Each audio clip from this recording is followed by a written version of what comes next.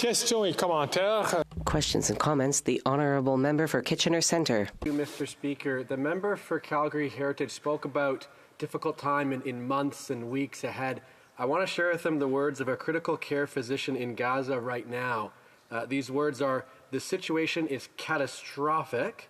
The hospital he works in is currently powered by a generator, having lost electricity for the past 5 days." His words, "Once the fuel inside the hospital vanishes, we will face a bad situation. We will turn into a big mortuary, a big grave." Can the member speak to what he feels needs to be done to protect lives in Palestine right now that are in the midst of this kind of devastation? L'honorable député de Calgary. The Honourable Member for Calgary Heritage. To thank the Honourable Member for the question. 24,000 litres of water have been stolen by Hamas. Hamas has been constantly subjugating humanitarian supply chains and requisitioning it to support their own terror apparatus in this region.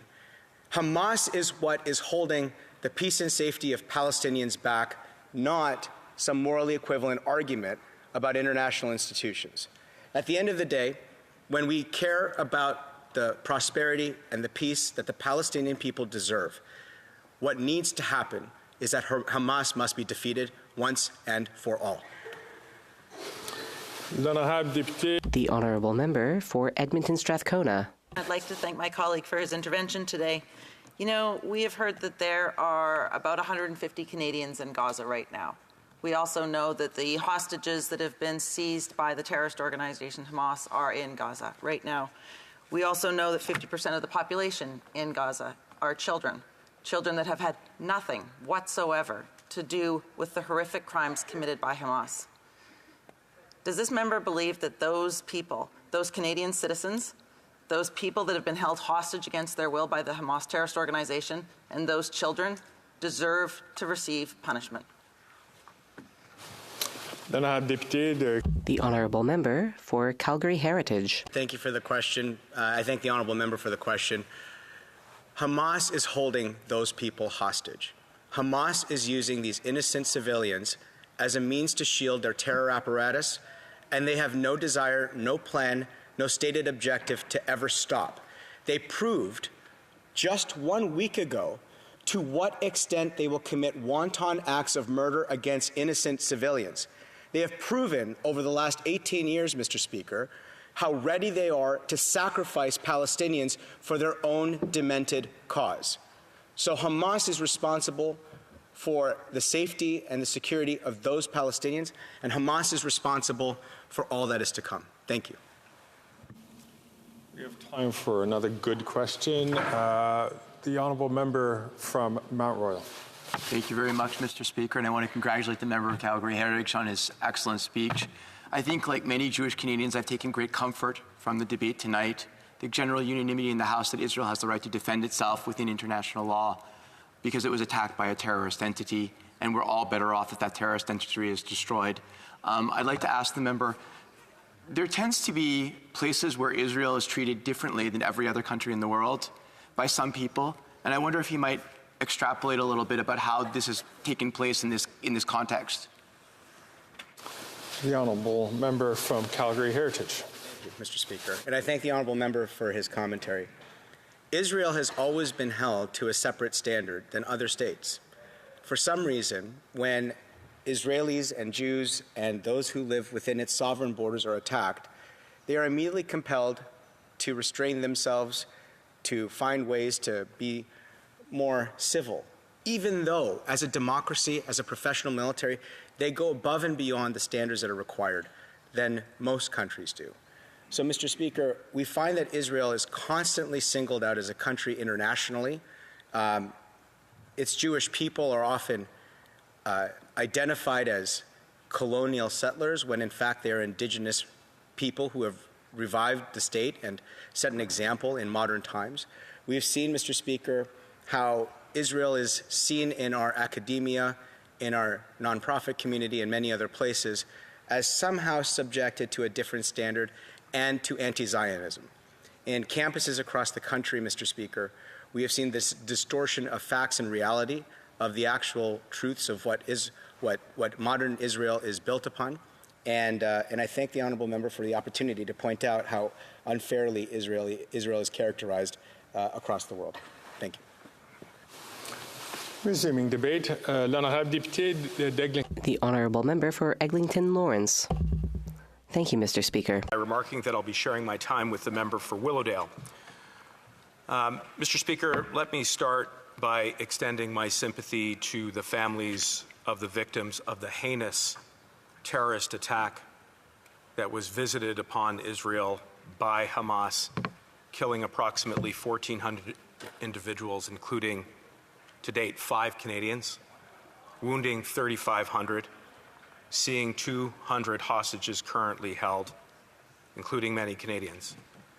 Mr. Speaker, October 7th was the single worst day of casualties visited upon the Jewish people since the Holocaust. And only hours after the hundreds of rockets were launched by Hamas into Israel, I received my first call from one of the community leaders in my riding of Eglinton Lawrence, and he was desperate. He was extremely anxious about families who were stuck in Israel, and so very quickly we sprung into action and started to connect those Canadians who were trapped with Global Affairs in the lead up to the evacuation effort. And I do want to take a moment to thank the members of the Canadian Armed Forces and Global Affairs for the tremendous work that they are doing even now, getting those Canadians home safely. I've also been spending an inordinate amount of time in my community visiting Jewish day schools, going to a retirement home in my community at Baycrest, playing some piano, singing the Hatikva with the community. There is no way to convey the depth of despair and anxiety that the Jewish community is feeling, not only in Eglinton Lawrence, but right across the country, in their homes, at work, seeing their kids go to school, whether it's elementary, secondary, or in university campuses, by virtue alone of their Jewish identity, and this is wrong. I also want to take a moment, of course, to say that our hearts go out to the victims in Gaza. We abhor the loss of any innocent life, Palestinian, Israeli, regardless of nationality. And Israel, indeed, is working with allies to establish the humanitarian corridors that are necessary to get the aid to Gaza, to make sure that people can flee and get to safety by giving them a heads up. Israel is doing this because they're a democracy. Hamas is not. Israel has regard for human life. Hamas does not. And lest it need to be said again, Hamas has deliberately and wantonly murdered innocent individuals, including 5 Canadians. Hamas has killed Canadians.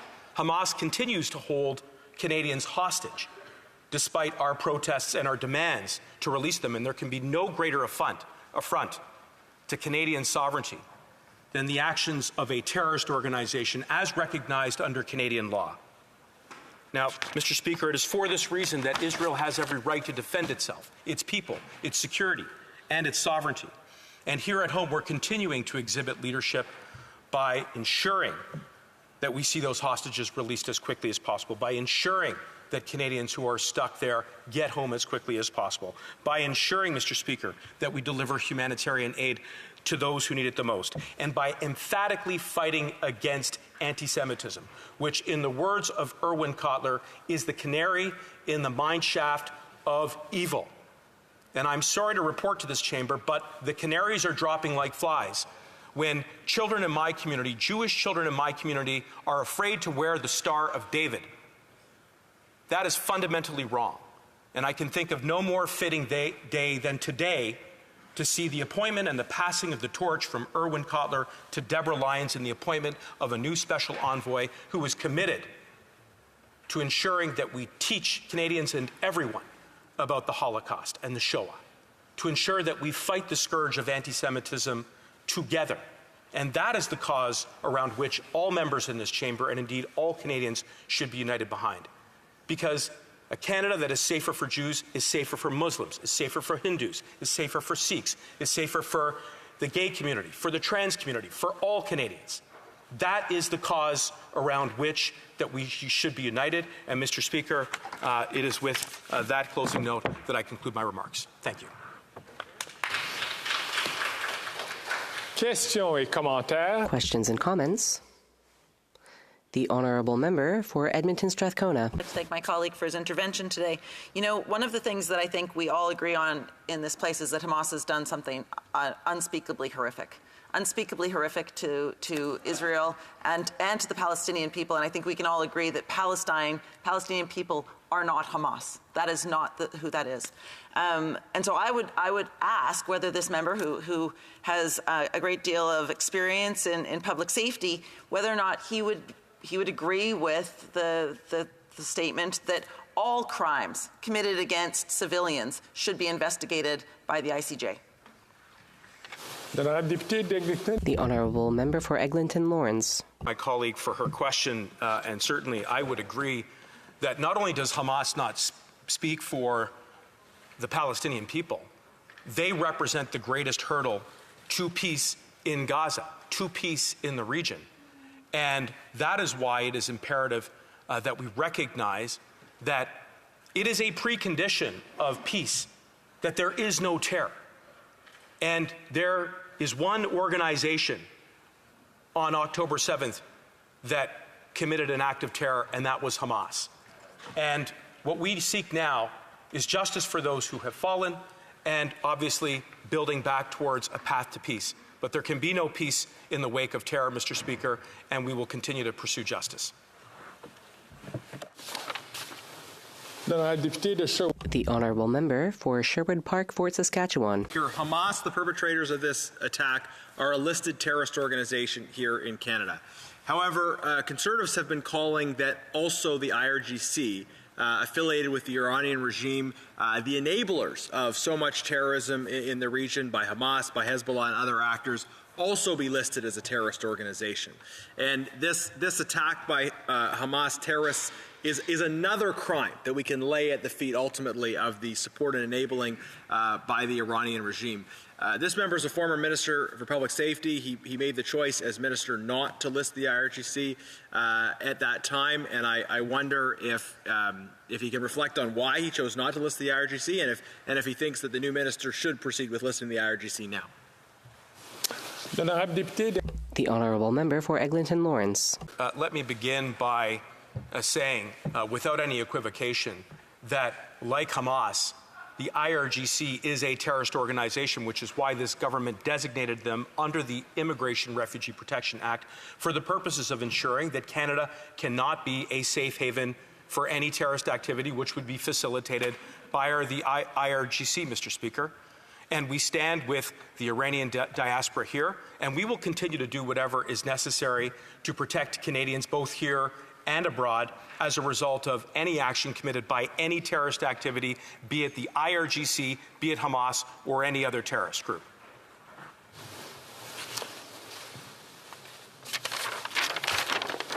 The Honourable Member for Rimouski, Nejat, Témiscouata, Les Basques. Thank you very much, Mr. Speaker. I would like to thank my colleague for his speech. And we agree that it is essential to have an emergency humanitarian corridor to help civilians. But in order to act, we have to cooperate with other actors. And unfortunately, Canada is not at the table and is not participating in decisions with other actors like France, Germany, the UK, the United States, Italy. They met to denounce the situation and to find solutions in Israel and Palestine. But Canada is not at the table, and I would like my colleague to explain how he thinks his government will be able to ensure its credibility on the international scene and to take its rightful place, to be an actor, not just a spectator. The member for Eglinton North has 45 seconds. Mr. Speaker, Canada has shown its leadership in the area of human rights. There are many examples, and the most recent one is the $10 million that the Minister for Foreign Affairs has already announced. And that money, that federal financing will be used to help those who need it the most. So yes, there is a lot to be done to save lives in Gaza and in Israel, in the region, and Canada is there, and Canada will continue to be there in the future. Continuons le débat. L'honorable Resuming debate, the honourable member for Willowdale. Over the course of the past week, we have all witnessed untold carnage. A moment of relative calm in the Middle East was punctured by a devastating wave of violence and rage. Mr. Speaker, we in this House must be emphatic and unequivocal. The violence unleashed by Hamas on hundreds upon hundreds of innocent Israeli citizens amounted to nothing short of terrorism in its most gruesome form. Nothing, I repeat, nothing could possibly justify violence of such a vile nature or such devastating magnitude. On October 7th, children were torn from their beds, grandmothers were murdered in cold blood at bus stops, and young people full of life and energy were gunned down at a music festival. Allow me to say that I am heartened by the emergence of a clear consensus in this House that recognizes that Israel has a right to fully defend itself. Israel's efforts to retrieve hostages in Gaza, to dismantle Hamas's chokehold on Gaza, and to hold the perpetrators of this violence to account must be staunchly supported by Canada. After all, this was not only an attack on our friends and loved ones in Israel, but an attack on Canadians. 5 Canadians were assassinated by Hamas, while 3 Canadians remain unaccounted for. Many more Canadians have found themselves stranded in the region, and as of this evening, 10 Canadian Armed Forces flights have departed Tel Aviv with approximately 1,300 Canadian passengers aboard.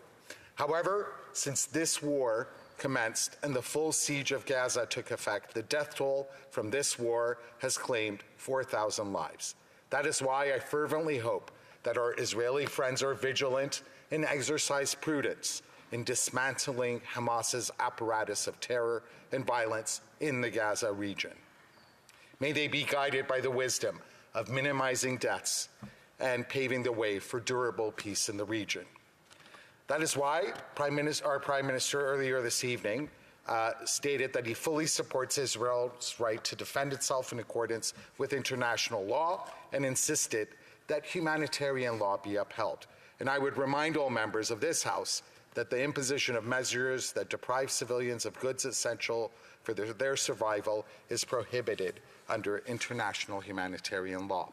We should all strive for the establishment of an immediate humanitarian corridor that can provide life-saving assistance to the residents of Gaza.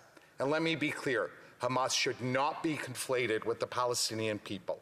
While the vast majority of Palestinians aspire to live in dignity, Hamas is tethered to violence and terror. Lastly, Mr. Speaker, I'd like to make a concluding remark on how events in Israel and Gaza have affected Canadians at home. I've had the opportunity to speak to many individuals that are aching because of the impact of the unfolding violence. I know that it has taken a profound emotional toll on many. I've personally spoken to Jews, Christians, and Muslims that are concerned with the safety of their friends and relatives, whether their loved ones reside in Israel, the West Bank, or Gaza. All are repulsed by the carnage they have personally witnessed and the constant sirens and panic their loved ones have had to endure. That is why all Canadians should be mindful and considerate of the palpable pain being experienced by many Canadians of differing faiths. In such difficult circumstances, no one experiencing heartache should have to bear the additional burden of being harassed or having to feel ostracized. By now, we have all heard of sickening instances of anti-Semitism and Islamophobia in our midst. Let us strive for tolerance and empathy within our diverse Canadian tapestry and ensure that we stand together in support of peace and the well-being of all our citizens. I'm confident, Mr. Speaker, that our shared Canadian values of inclusivity and respect for one another's differences are our greatest assets in times of uncertainty and unrest. Thank you, Mr. Speaker. Questions et commentaires. Questions and comments? The Honourable Member for Wellington, Halton Hills. I keep raising this issue in the hope that the government will respond. We know, as he's mentioned in his remarks, that both the Jewish and Muslim communities in Canada are living in fear of an attack. The government's Integrated Threat Assessment Centre has assessed Canada's national terrorism threat level at medium, where it has been since October 2014. Does he think that it would be a good idea for the Government of Canada tomorrow, for the Integrated Threat Assessment Centre tomorrow, to give Canadians an update, including Canadians in the Jewish and Muslim communities, about what the threat level is, so that Canadians can be assured that the government is assessing the situation and ensuring the protection and safety of Canadians?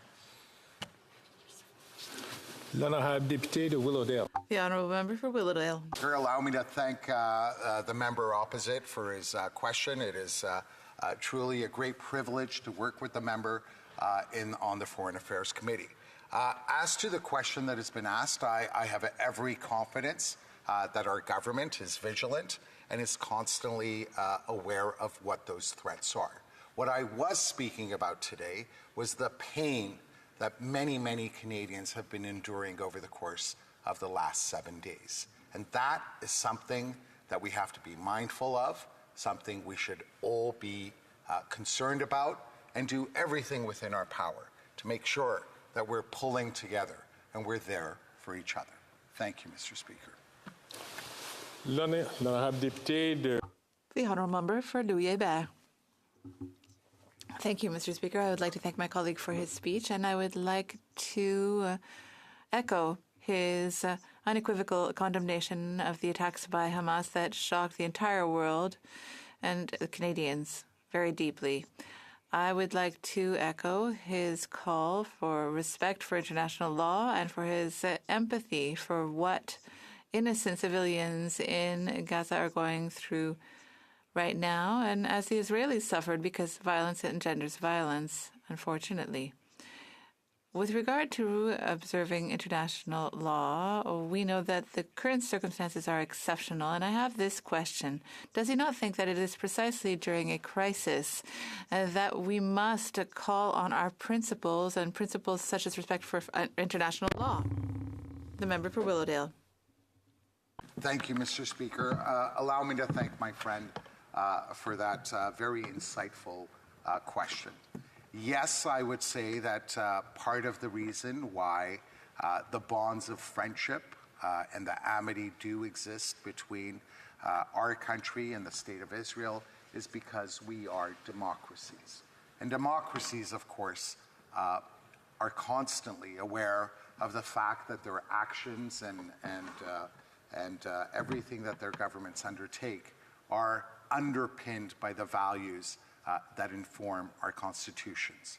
So yes, even at a time of war, I think it is incumbent upon all countries to make sure that they are adhering to the principles of humanitarian law. I know full well that our country certainly does so. We have numerous experts that are engaged in this process. And I think it would do everyone well if they strictly adhered to the principles of humanitarian law. Thank you. As difficult as this may be, if the honourable member from Edmonton Strathcona has about 35 seconds for a question. Mr. Speaker, and thank you to my colleague who I work with on the Foreign Affairs Committee for his intervention today. On October 14th, the president of UNICEF, Catherine Russell, said that the situation for children in Gaza is catastrophic, with hundreds of children reportedly killed. UNICEF calls for an immediate ceasefire, compliance with the rules of war, and humanitarian access. All children everywhere must be protected at all times, end quote. Would the member agree that a ceasefire is in the best interests of the children in Palestine right now? And a quick answer from the honourable member from Willowdale, also about 35 Absolutely. seconds. Allow me to thank the member for, again, her very insightful question. Yes, I do agree with her.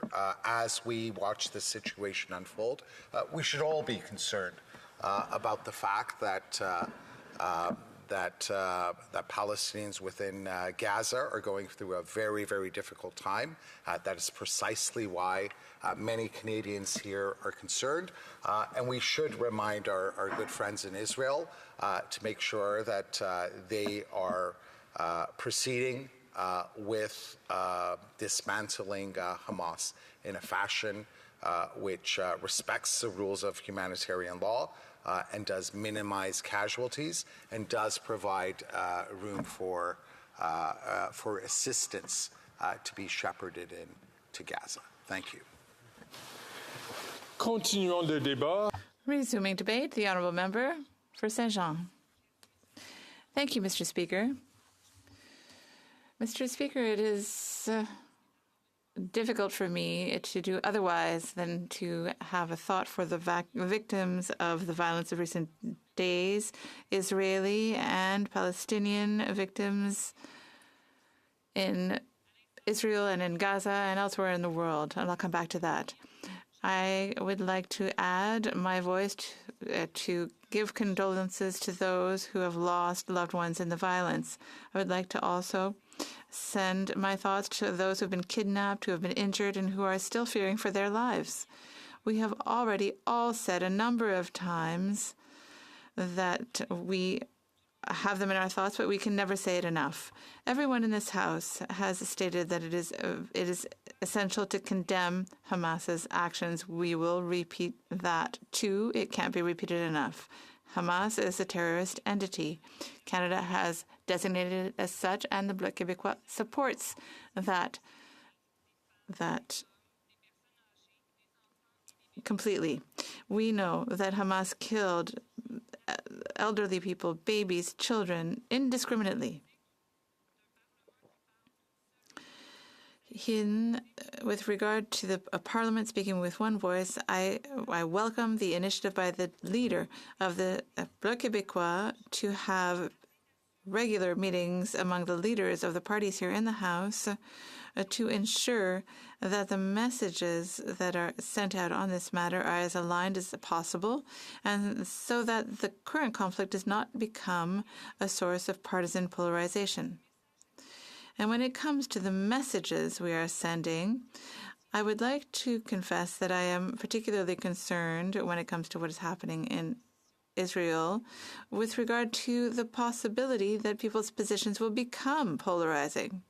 I think that in this House we must avoid as much as possible to have a black and white view of the conflict.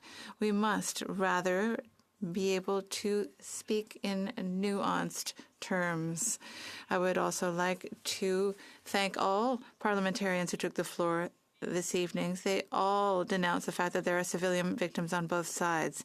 They all criticized the acts of Hamas, and they all called for setting up humanitarian corridors to avoid a rising number of civilian victims. In the speeches tonight, we felt true empathy on the part of members toward all those who are suffering because of the current conflict, regardless of their origin or religion. That generalized empathy, which is unconditional, can only be the product of a nuanced discourse that I will hope will make it possible for us to be an example for other people in the country, and to discourage shows of hatred from one group toward the other. We've seen it in France and in the United States with the murder of a 6-year-old child, among other things. And we saw it earlier today in Belgium as well. These are collateral victims of the polarization of this situation. And we must all denounce the hatred that exists outside of the territory of Israel and Palestine. We cannot feed that fire. There was a news story today that highlighted friendships, improbable friendships between Israelis and Palestinians in Quebec, and that lived in hope that one day both peoples would live in peace rather. And that hope is being severely tried right now. not only because of what is happening in Israel and Palestine, but also because of the hateful demonstrations that are taking place elsewhere in the world. We know that in Gaza, more and more civilians will lose their lives, and I fear that as the situation worsens, hatred will rise. We know that Hamas is a terrorist organization that uses its own people as a human shield and therefore has absolutely no consideration for civilian lives. Hamas committed unspeakable massacres, and war, as ugly as it may be, has rules, and none of those rules have been respected by Hamas. Their attack was not a military incursion. It was carnage. It was barbarous. And it was simply an effort to spread terror. The demands are for the other governments are asking the government of Israel to set up a humanitarian corridor. And earlier this week, Antony Blinken said that Israel has the right and even the duty to defend itself and to ensure that such a situation never takes place again. But the way in which Israel does that is very important. Democracies are held to a higher standard. And it is as a democracy that the government of Israel is being called upon tonight to respect international humanitarian rights. It is a matter of protecting civilian lives. The complete siege of the Gaza Strip without any possibility of getting through food and electricity will, without a doubt, rise the toll, or make the toll of casualties rise. There is also the issue of drinking water. And if Gazans keep drinking salt water, their death rate will also rise. There has to be access to medical equipment and supplies to help those who are injured, and even painkillers must be sent so that there can be some kind of relief for victims. We know that the roads that are being used to evacuate civilians are being bombarded, and also as there is no internet service in Gaza, then people are not being warned in time if they get warned at all. And we know that young people, the elderly, cannot move as quickly as able-bodied adults, and people who are injured or babies in incubators cannot be transported quickly to evacuate the area that will be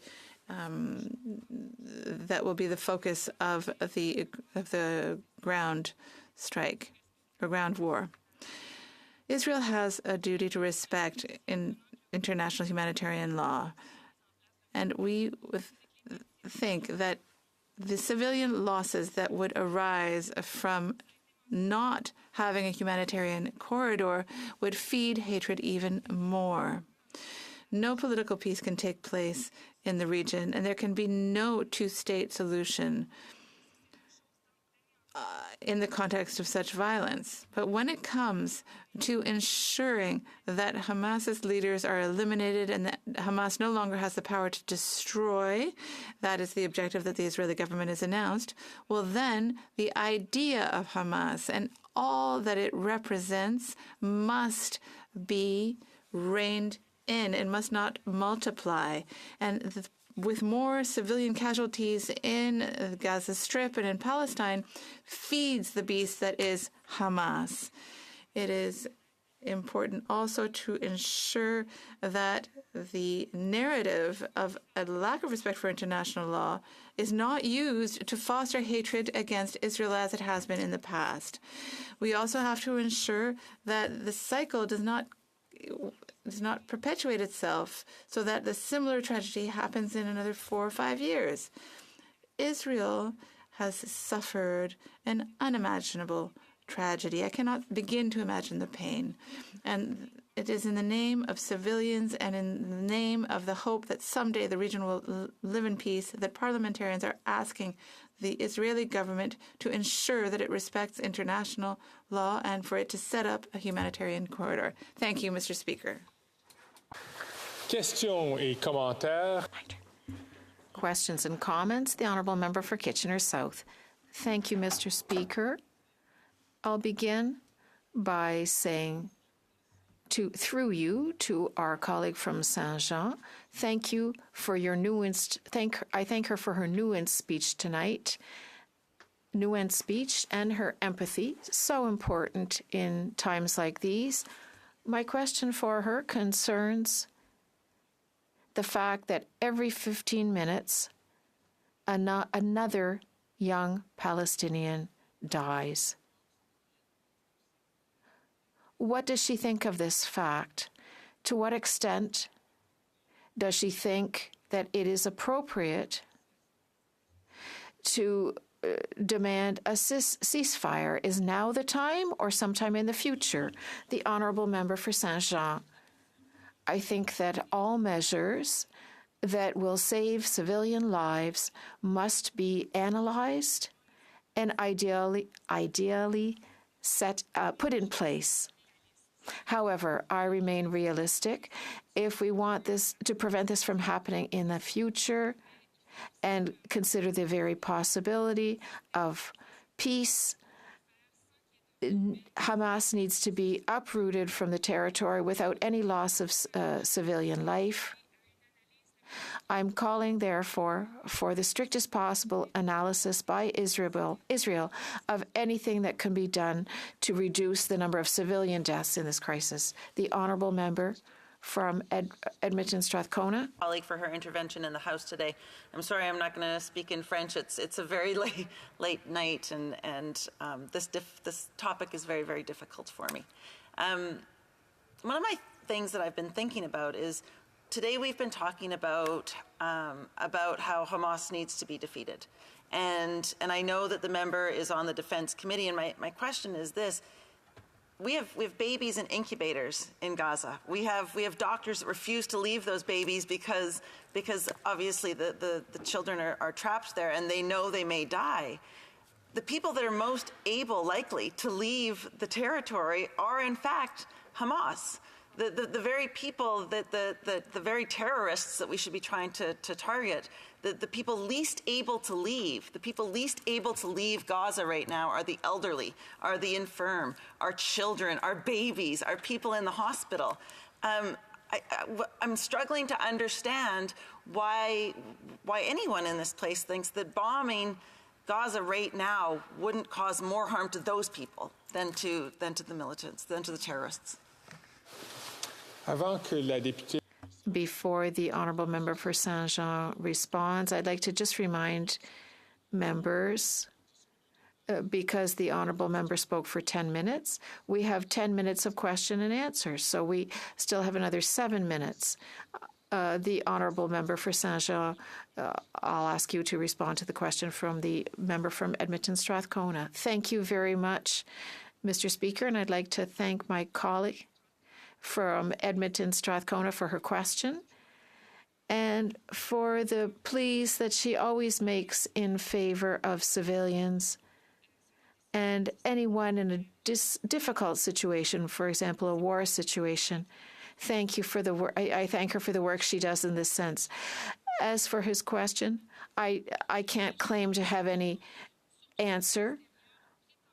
Anyone who claims to have an answer, anyone outside of the Israeli-Palestinian conflict, which isn't new. It didn't just begin a few days ago. It's been going on for some time. Anyone who claims to have an answer is probably wrong. I myself, coming from the outside, I don't see how I could impose a solution.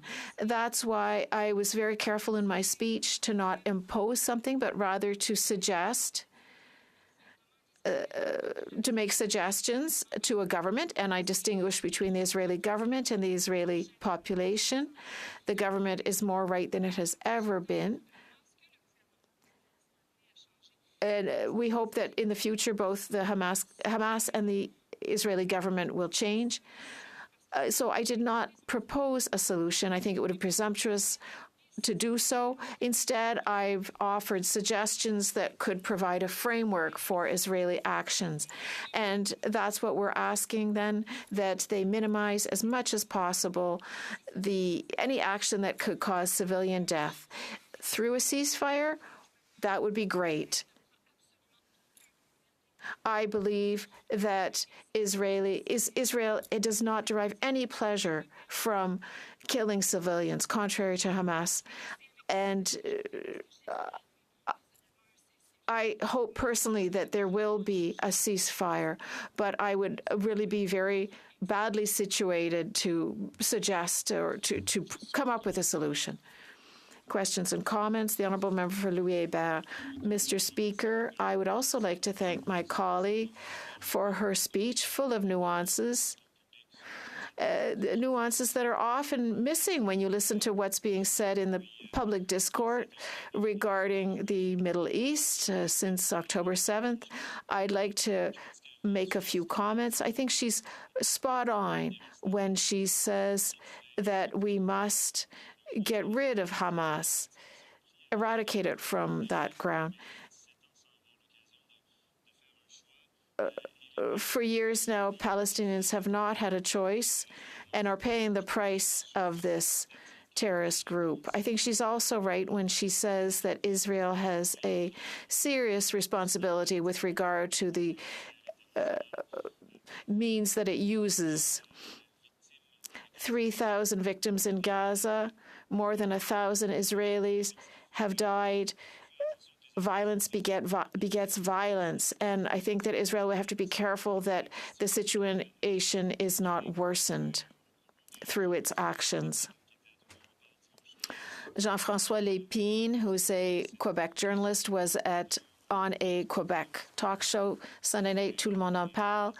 He said this horror in Israel and Gaza demonstrates, it's the very proof that the status quo cannot be maintained.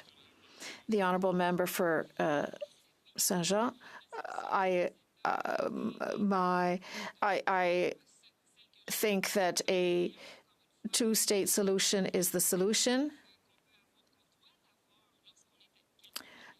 When we're speaking from outside of the conflict, I think we have to be certain to have a nuanced discourse.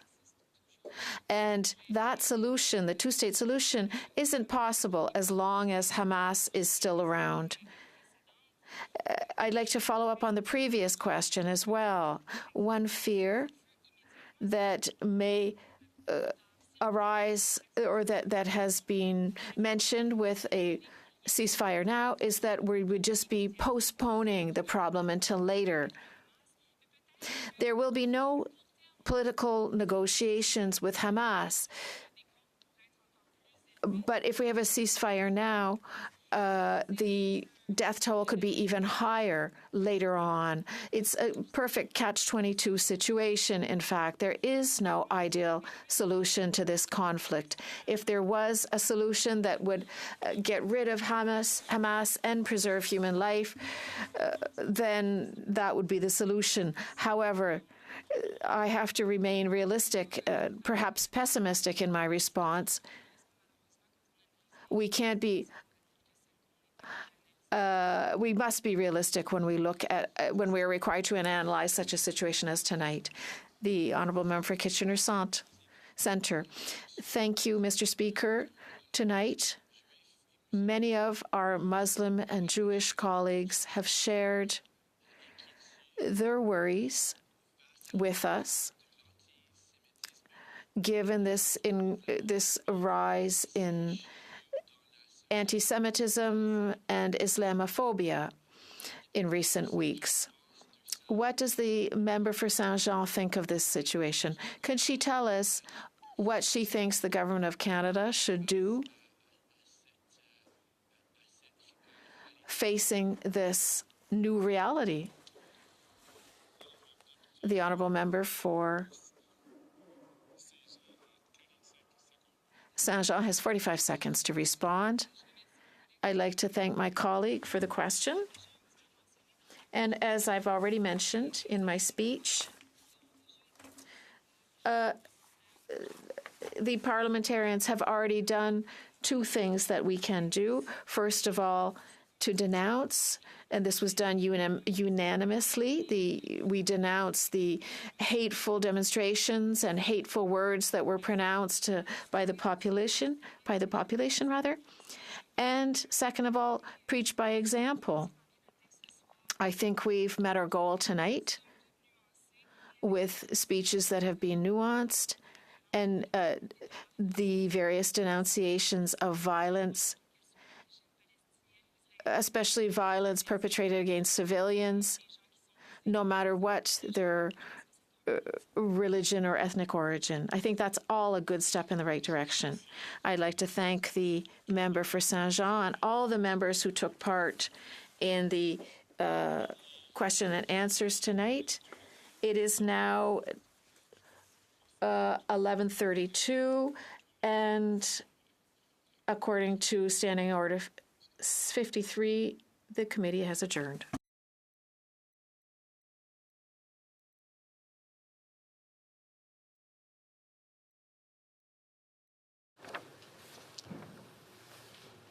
En conséquence, la Chambre demeure ajournée jusqu'à demain à 10 heures, conformément à...